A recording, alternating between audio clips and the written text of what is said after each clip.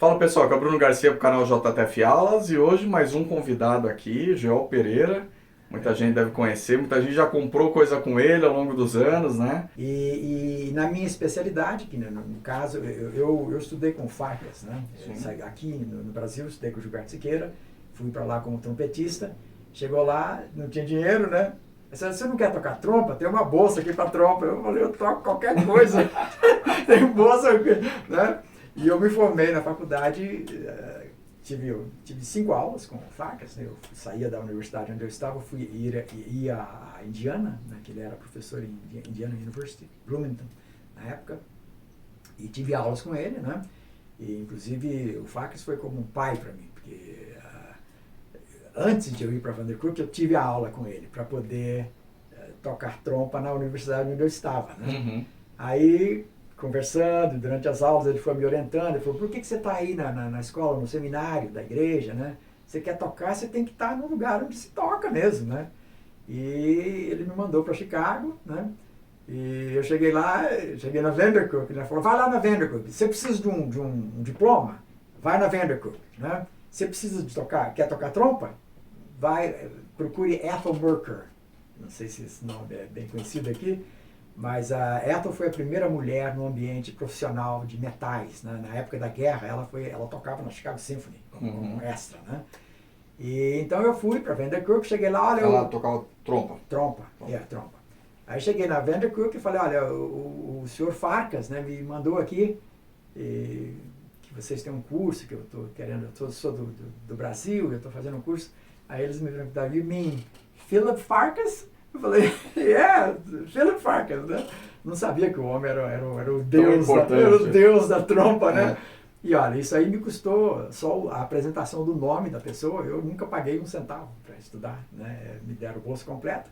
E eu fui procurar a Ethel Merker, que ele falou que era para estudar trompa, né? Ele falou, a escola é só para te dar o diploma. Se você quer lecionar, o diploma. Se você quiser tocar trompa, você tem que estudar com um trompista profissional. Sim.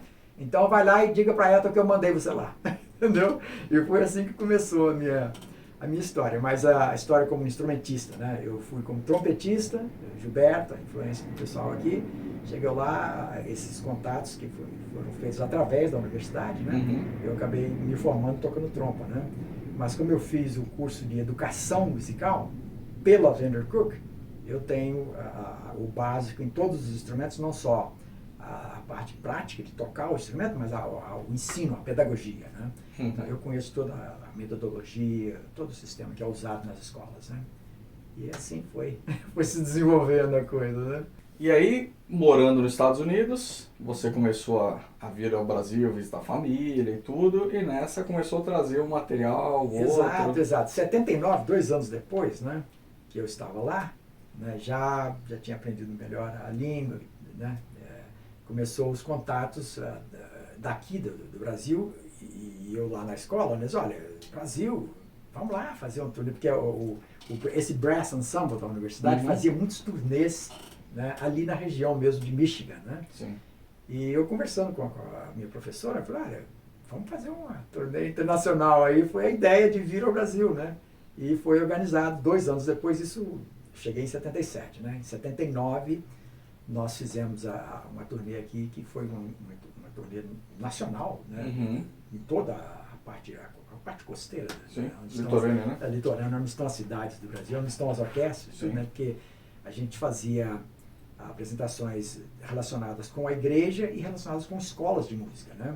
Aqui mesmo nós tocamos no Cultura Artística, aqui em São Paulo, e tocamos hoje o NASP, né? Na época era Escola Adventista, Instituto Adventista aqui no Capão Redondo, né?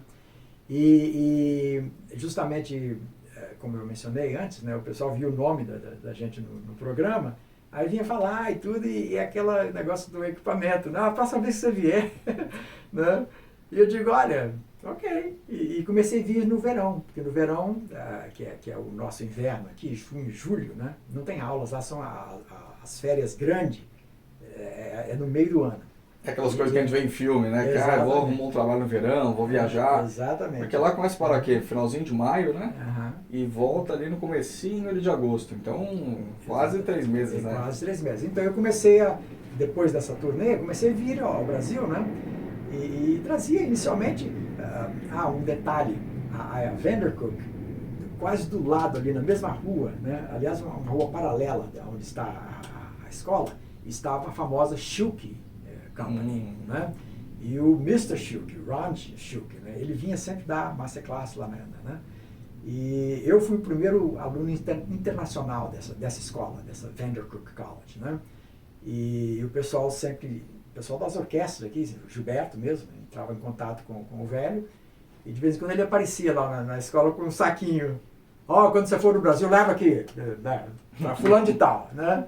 E eu comecei a trazer coisa pro Gilberto, pro pessoal da orquestra, até houve uma época que tudo que se tocava na orquestra, no naipe de trompetes, era coisa que eu tinha trazido, né? E daí, o pessoal aqui da orquestra tem os alunos, né? O aluno precisa disso, precisa daquilo, e se tornou um costume, né? Viajar durante o verão, né? E fui trazendo coisa, e a gente está trazendo coisa até hoje. O meu set de surdinas eu comprei ele no meio dos anos 2000 ali, e eu estava precisando Harmon, Straight, Cup, aí fui lá na famosa Marli, que é a sua irmã, onde você deixava o material, e aí apareceu um parque de diversões, né? Você experimentava 2, 3 trompetes, bocal, CD, tinha tudo lá, né? Livros e surdinas. Começou com bocais, né? Esse contato com o Mr. Schilke, né? Bocais, mas depois o pessoal começou a pedir instrumentos, eu comecei a trazer os instrumentos também, né? E tinha um detalhe que eu queria mencionar, sim, o festival, né? Essas vindas, às vezes eu ia encontrar com o Gilberto, por exemplo, na orquestra, a orquestra estava no festival de Campos de Jordão, né? Aí conheci o Neves, Maestro Neves, que era o diretor, né? E quando eu me formei, o Neves, ele me convidou para trabalhar no festival, dar aulas, ajudar ali, assistir com o pessoal da banda, né? Eu e Joel Barbosa, você se lembra, o clarinetista, né? Que está lá na Bahia agora, na Federal, né?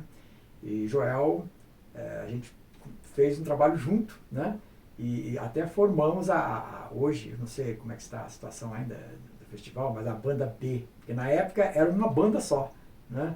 O pessoal fazia o concurso, quem passasse tocava, quem não passasse ficava por ali assistindo e tudo, né? Mas eu sugeri pro Neves, olha, vamos, tem 80 alunos aqui, dá para fazer outra banda, né? Então formamos a banda B. E daí, muitos dos que não passavam na audição, era gente que não tinha vocal para tocar, não tinha instrumento. Eu digo, rapaz, eu e o Joel Barbosa, né, a gente tem que trazer instrumento para esse pessoal da próxima vez, né? E começamos a trazer dessa maneira, né? Então o festival foi um outro veículo de divulgação do nome e do que a gente estava tentando fazer pela educação, né? Que hoje em dia o trabalho que vocês fazem é coisa fantástica, né? Porque querendo ou não, esse acesso ao material de fora, porque acho que até hoje não tem lojas de música aqui. Tem algumas, mas é mais uma coisa com pouquíssimo material, a maioria com mais instrumento chinês de baixa qualidade. Então quando você precisava de um bocal bom, uma surdina bom, um trompete bom e tal, tinha que te procurar. Exatamente. E outra coisa que eu queria mencionar, nos Estados Unidos tem as convenções de música, né? Assim como nós temos aqui a feira do automóvel, por exemplo, lá no Ibirapuera, lá tem grandes feiras de música, onde vai não só as escolas de renome, né? Onde a música é de alta qualidade, mas toda a indústria musical, né? E eu, lá na Vandercook, eles incentivavam a gente, tem que ir nesse festival, tinha que trazer, esses festivais tinham cursos, tudo, a gente tinha que trazer comprovante de que nós assistimos a aula de fulano de tal e tudo, né? Então, através dessas convenções, né, eu conhecia a indústria musical, né, e trabalhava com gente, por exemplo, o Vito Pascucci, né, Vito Pascucci, que hoje a gente tem os Vitos, os clarinetes, os instrumentos mesmo, o trompete, né? O Vito Pascucci, que era o dono da Holton, né, ele fazia parte da administração da Vandercook, onde eu estudava, né? Então eu conhecia esse homem pessoalmente, né? E outros contatos importantes, né? Com o pessoal da indústria, o Walter Lawson, por exemplo, né? Fabricante famoso de trompas, né? E Larry Ramirez, é o cara que desenvolveu a trompa Farkas, junto com o professor Philip Farkas, com quem eu estava estudando na época, aulas particulares. Depois veio a Ethel Merker, né? Merker-Matic, a trompa famosa, né? Quer dizer, todos esses contatos aí facilitou o acesso, né, ao material por um preço até mais em conta, mais acessível, né? E eu sempre passei isso para o pessoal, porque a minha ideia era ajudar os alunos que vinham para o festival e não tinha vocal, não tinha instrumento e tudo, né? E dessa maneira nós provemos instrumentos para muita gente aí pelo Brasil afora, né? Eu e minha irmã. Sim, vixe. O pessoal, tem uma história interessante. Eu fui a Manaus uma vez, lá no festival, não festival, o teatro. Teatro. Teatro. E aí vi uma fila grande assim, né? A gente estava visitando, eu vi a fila era uma segunda-feira no teatro. Eu fui lá saber o que está acontecendo nessa fila aqui. É um concerto hoje à noite, né? Nós vamos pegar o ingresso, né? Então, o que estão tocando, né? A gente não sabe, não. A gente vê porque é de graça. Aí à noite eu fiquei curioso, fui lá ver o que era, né? E vi os caras tocando uns pedaços da Sinfonia número 5 de Mahler, né? Eu falei, o que vocês vão... Fui por trás, né? Porque lá em Chicago a gente é acostumado a entrar junto com os músicos, né? Fui lá atrás, né? Aí os caras tocando, e o cara tocando a abertura do Mahler, né? Eu digo, o que vocês vão tocar hoje à noite? Vão tocar Mahler. Eu falei, can't believe it. Foi isso mesmo, cara. Aí eu perguntei, e esses instrumentos que vocês... Olha, a gente compra da Dona Marli em São Paulo, né? É uma senhora lá que tem todos os instrumentos. Eu falei, que interessante, a Dona Marli, minha irmã, né? Então, os instrumentos do naipe inteiro eram os instrumentos que eu tinha trazido. Foi uma... Mas é verdade. Eu lembro que eu fui lá algumas vezes e vai ser um parque de diversões, tinha muita coisa. Tinha muita coisa que acabava trazendo também. Tem coisas que demoram mais tempo para vender do que outras e tal, e vai ficando. Então, tinha muita coisa. Eu lembro trompetes, acho que o primeiro trompete de Chicago que eu cheguei a experimentar foi lá. Tinha um trompete de Chicago, tinha um material muito legal, um material bom, de altíssima qualidade. E você sabe que começou com vocais, né? Palhetas, coisas pequenas que a gente podia trazer. Mas chegou um ponto, eu trouxe 5 harpas, Lion and Healy. Né? De uma só vez? Não. Ao todo, né? Com a experiência de fazer essas coisas, né? Quando tinha um instrumento muito grande, uma tuba, por exemplo, né? Na época ainda podia, hoje em dia você não pode trazer uma tuba, né? Aí eu aprendi o negócio dos containers e tudo, né? E essas harpas vieram com containers. Você aprende as manhas de fazer as coisas, né? Mas trouxe de tudo. Eu vejo às vezes as pessoas querendo comprar as coisas diretamente lá de fora, só que não compensa. Você vai pagar um frete, um shipping muito alto, vai chegar aqui, eles vão taxar em 60% pelo menos. Não só o valor do instrumento, mas o valor do frete mais o instrumento. Exatamente. Então, o instrumento que você já acha lá por, sei lá, $1.000, aí você paga mais $300, $400 de frete, e os caras chegam aqui, os caras taxam em $1.400. Fica caro. Eu fiz isso todos esses anos, já faz mais de 40 anos agora, né? E me valendo da minha posição como professor de música. Né? Eu sempre trago comigo o meu portfólio, né? Porque a lei brasileira diz que se você é profissional, você pode trazer o seu equipamento profissional do seu trabalho, né? Então, algumas vezes que me pararam e tudo, 3, 4 trompetes, o que é isso aí? Eu falei, eu sou profissional, está aqui meu documento, né? E eu estou vindo para um festival, assim, né?